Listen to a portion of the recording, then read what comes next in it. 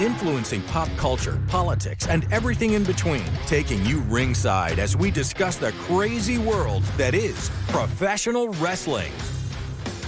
This is Going Ringside. Hello there. Thank you for joining us. Welcome back to Going Ringside. I'm your host, Scott Johnson. As always, if you're watching our YouTube channel right now, or if you're not, go to youtube.com/@goingringside. Please click the subscribe button. We need your support to keep building the channel and building this platform to become what we know it can be, the world's leader, maybe the best talk show on the planet. That's our goal in the end. But we got a great guest this week. Look, Taz is here. The guy that I'm marking out for, I'm like, I can't believe I'm sitting down and doing an interview with Taz because AEW is coming to our neck of the woods. We're in Jacksonville, as you know, and AEW is Homecoming, October 7th and 8th. Dynamite on Tuesday night at Daly's Place, Wednesday night Collision. So it's a big event. So let's get to it. Here's the man himself in the broadcast booth for AEW. Here's Taz. Well, we're excited to be joined on the show today by the legend himself. Taz is here. Taz, thanks for joining us today. I appreciate it very much, Scott. Thanks for having me. Well, you guys have a lot going on, and I want to start with the big show, the Homecoming in Jacksonville, October 7th and 8th. This is a big show for you guys. Title Tuesday, Dynamite on Tuesday, we will record, and then, of course, Collision on Wednesday. A big show for people down here. Absolutely, and I'm sure you noticed, Scott, and a lot of people watching this probably know that AEW, Jacksonville is our home. I mean, it's that simple. I mean, and for those of us that are not from Jacksonville or the state of Florida that work for AEW, no matter if you're a wrestler or an announcer or a production person or a referee, it is looked at behind the scenes as our home. I promise you that. So yes, we're very excited to come back to Duval County and get going. I do want to ask a little about that, the home, because many of our viewers, if they're newer AEW followers, maybe haven't been watching it for years. During the pandemic, this literally was home every single week. Like, you kind of were forced to, it was Daly's Place every week on TNT. Well, that's a great point, Scott, and it's the truth. I mean, we were, most people during the pandemic, as you know, were not flying on airplanes, and most of us that don't live in Florida working for AEW, we were on planes. We were coming down there and being safe and smart about it. And Daly's Place was our home. I mean, we were just running shows there constantly that were airing on worldwide TV, and it just became just our town, and obviously, even with the Khan family owning the Jaguars and all that, that's a huge deal, obviously, but from a wrestling end of it, from an AEW end of it, I mean, it really is home. And I think, to your point, like during the pandemic, that really brought a lot of us a lot closer because we were kind of all, I mean this nicely, we were all kind of trapped right there in Jacksonville, you know what I mean? Like at Daly's Place. But it was a great bonding time for those rough times of the pandemic. I want to talk to you about some things more personal on your end. And let's start with, you guys were recently in Philadelphia at the legendary, I think it's 2300 Arena. Is that right? Something that you have a great history with. Absolutely. Well, I do.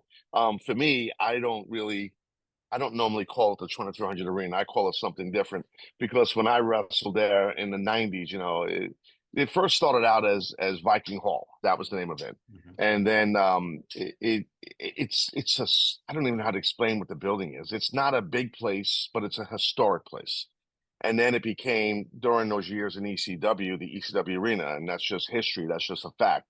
So for me, the building, I really, I can't say I got my start there, but when I first started wrestling, I was like kind of a different character. When I started years ago, gimmicks were like a thing.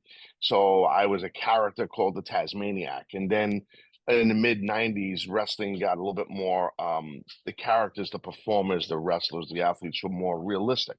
Mm-hmm. So that's when I kind of morphed from the Tasmaniac to Taz. That happened in Philadelphia at the now called 2300 Arena. And it used to just be a bingo hall. And we used to run it there in South Philadelphia all the time. And I really just, really honed my craft and found out who I really was as a performer and as an athlete in that building in South Philadelphia. So it's become, in our industry, in the pro wrestling business, a historic venue, even though it's not gigantic like Madison Square Garden or something like that, or it's still like, just not to bore you with this, but like in Japan, there's a building called Korakuen Hall in Tokyo. It's a small building, and like for pro wrestling fans, or I think some MMA's been done there too, maybe some boxing. But Korakuen Hall is a small venue that's just historic. I've had the opportunity to wrestle there many times also in Tokyo at that building. ECW Arena, or what we call now 2300 Arena, is, in my feelings, the way I feel about it, like kind of the same thing, I do want to ask another personal question. Hook is back. Your son is back in the company. Your thoughts on his return? Yeah, I thought it went great. I mean, I'm happy he's back and he's healthy, strong as an ox, young and full of you know what and you know what, right? So he's yeah, and as far as Jacksonville for Hook, he got his start there. Again, you mentioned the pandemic, that's kind of where I had a faction at that time in AEW called Team Taz, which was Brian Cage, Ricky Starks, Powerhouse Hobbs, and Hook. And Hook didn't even have his first match yet. And Okay. all of that stuff took place in Jacksonville.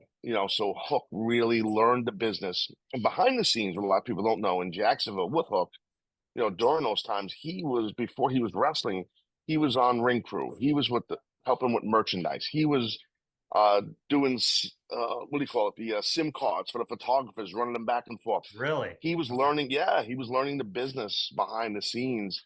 And even a little history, even during once fans started coming into Daly's place as the pandemic loosened up a teeny bit, and we were still running in Jacksonville, everybody was wearing masks and everything. So Hook was one of the people that was doing the temperature checks with a mask on. Really?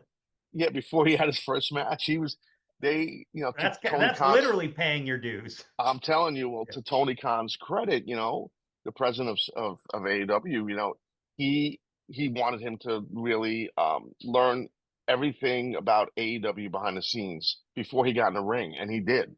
So yeah, so I can obviously get long-winded about my son. I'm very proud of him. So, my wife and I both are. So I'm just happy he's back and he's doing good, and I expect big things to go down with him over the next year or so. I got to ask about a thing revolving around commentary, which of course you're part of. Brian Danielson, talk of him coming to the AEW commentary booth. Your thoughts on that?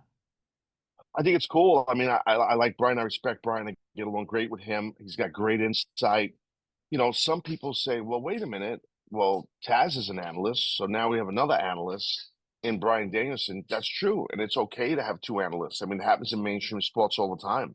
I'm a big Mets fan, New York Mets fan. So, the announce booth for the Mets is a three-man booth forever. A guy named Gary Cohen is the play-by-play guy, and Ron Darling and Keith Hernandez, two former great players, are both the analysts. It's okay to have two analysts because we have different perspectives on what you're seeing, the physicality go down in the ring. So I'm happy that Danielson's part of the announce team with us, with Excalibur and myself, and I think it's cool. And so we just got to build some chemistry together. You understand this in broadcasting, it takes some time to get a little, as a unit, especially a three-person booth can get a little tougher. So we just need a little time to kind of get our sea legs as a unit under us a little bit, and we will. It'll take a couple of weeks. Your thoughts on the Max deal? For so long, forever, wrestling has been a television product. You guys are TNT and TBS, and that's where you were. Max has just opened up a whole new world to you. Is the Max deal been exciting for AEW? Because I'm a streaming guy. I don't even really watch regular Yeah, television, but when I'm on yeah. Max, I'm seeing AEW everywhere. Well, it's awesome with the promotion that Max is giving us, obviously. But I'm sorry if you hear some noise. I have some work being done here at my house, so there's. That's I don't know if fine. you That's hear that, fine. but I apologize. But anyway, the thing is, with the Max situation, it's awesome. Like you, I don't unless I'm watching like the NFL or Major League Baseball. I'm not really watching regular TV. And as you know, a lot of people today watch programming different than they did years ago. Hence the streaming. I think that's where Max is awesome for AEW. And yes, people behind the scenes, once that was announced, are pumped. They're really pumped up about it because it just brings in new viewers, fresh eyes, new fans that maybe have never seen pro wrestling or seen AEW, so it's cool. And I think that opens up our reach. So yeah, kudos to Max and AEW getting it done. I want to get your thoughts on some of the top stars going right now, and we're going to start with the woman who's getting all the headlines, and we're talking about Mercedes Moné. Your thoughts on Mercedes right now? She's great. I mean, I have a lot of respect for her in-ring abilities, her talents on the microphone, and her persona. You know, I'm very impressed with her. You know, even before she came to AEW, it was tough not to be impressed with her. She's not a huge athlete, you know. She's on more of the smaller end, and but she's tough as hell. She's talented. She's got a lot of experience, and I think she's doing great. I mean, I think we need to get like I got to talk to Tony Khan to get her like her own tractor trailer to fit all those belts in. She's got like what, like 9 belts now. Yeah. A guy who I really has seen transition just grow so much in the last few years, Hangman Page. Hangman's the man. I mean, he's an AEW original. He's a day one guy. You know, I never met him before until I came to AEW. I'm not a day one guy. I'm more like a day two guy. I kind of came in. I don't remember, maybe 6 months once the company started. But Hangman, excuse me, Hangman was already here in AEW, and I just rapidly. I knew his work that he did in Japan before AEW was even a thing. So I was a fan of his in-ring abilities and his persona. But getting to know him over the past several years, you know, here in AEW, and again during the pandemic in Jacksonville, that's where we all started to connect. He's not just a tremendous pro wrestler and world champion, and you know, he's just a great dude and a hard worker, real good family man, and he's good people. A woman who we've had on the show, Tony Storm, unlike anyone else on television. I don't think there'll ever be another Tony Storm in any realm of television, my friend. Not just pro wrestling. She is the most unique and creative and talented lady you're gonna meet, man. She is just not just in the ring as an athlete, but you know, as a performer, like what she does and her character, and you know, and I'm an old school guy. I'm an old school wrestling guy, right? I broke in the late '80s in the business, so I came through all these different generations of pro wrestlers and what really got over with the fan base. And I've always believed if you can perform as a character that's a little bit of an extension of yourself, or even just yourself, and you can connect to the audience, you're going to draw. You're going to be a big star because people can maybe relate to you, or they just find you super entertaining. And I think that's the case with Tony. It's tough for people to relate to the Tony Storm character, the timeless one. But her entertainment and how she brings out entertainment and what she does and her charisma, it makes a connection to the audience. Besides the fact she's excellent between the ropes, you know, it just really has that connection, which is to me the most important thing a performer, a wrestler can have is connecting to the audience. A guy who's really coming on quickly is Kyle Fletcher. Kyle Fletcher's Sure. been a big deal for you guys.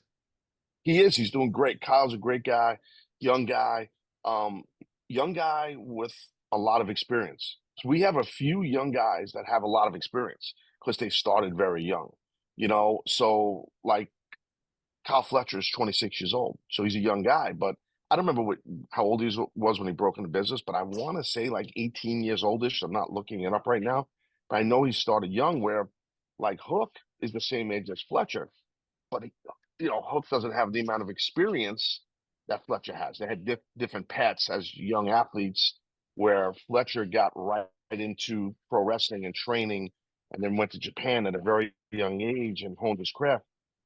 Fletcher did, where Hook, for example, he just mentioned because they're the same age, was in college playing sports and you know took a different path before he got to the business.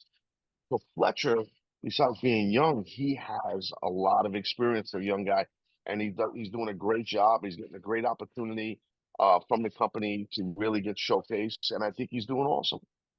And I want to wrap it up with the man on top and just get your thoughts on Tony Khan. We obviously in Jacksonville deal with the Khan family a lot, him and his dad Shad because they own the Jaguars. Tony's got a lot on his plate. He's managing a company, he's managing media deals, he's managing just, how to bring a company from nothing to this major global phenomenon. How's he handling just what seems to me, just looking on the outside in, like an impossible task? Listen, Tony just tackles things, man. Like Tony Khan, I've never seen a human, and I'm not saying it because he's my boss, but I have never seen a human that can basically multitask like this guy does.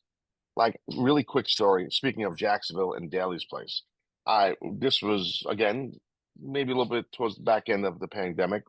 We had a production meeting before the show at Daly's place, and we went in Tony's office, and there was a bunch of people in there, like there always is, from coaches, I mean wrestling coaches, to wrestlers, to a couple of referees, and it's right before the show, so there's a lot going on. It's kind of like the heartbeat of the company is in his office right before we put the show on. Tony had an iPad with a Fulham, the Fulham game, he was a Premier League soccer team, Fulham. He had that game on. He had a conference call going with the NFL owners, like FaceTiming, while he's doing a production meeting with us. And it was flawless. Like, he was locked into all three divisions of his world, Fulham, the Jags, and AEW. I watched it for about 15 minutes, and I'm like, this guy's a beast. So, yeah, to answer your question in long-winded form, he's handling it with no problem. This is what he does. This guy don't sleep. This guy, eats when he can. He takes care of himself, but he is hustling, man. He for the success and wealth of his family and how he grew up, his work ethic is insane. And that comes from his dad, and his mom, because he's got a very close bond with his family, his parents, and you could see where that work ethic is coming from and those values are coming from, no matter if you're wealthy or not wealthy. And Tony is a workaholic. I'm telling you, dude, there are people that'll text him 1 o'clock, 2 o'clock in the morning, wrestlers with creative ideas or something like that, or one of the vice presidents, I'm talking about with wrestling, and he'll respond like he's working. He's just working. He's always on a plane. He's always working. That's Tony, nonstop. Well, Taz, it has been an absolute pleasure. Thank you so much for joining us on the show today. I appreciate it very much, Scott. Have a good day, and thank you to everyone in Jacksonville for always embracing AEW. So appreciative of AEW and Taz. They're great partners. They're literally our next-door neighbor, if you didn't know. If I walk out of our studio, I look and see AEW headquarters right across the river. So thanks for joining us for this episode. Once again, click subscribe on our YouTube channel. I'm Scott Johnson. We'll see you back here next time. This has been Going Ringside with the local station, brought to you every Wednesday on your favorite podcast player, on News4JAX Plus, as well as the News4JAX YouTube channel.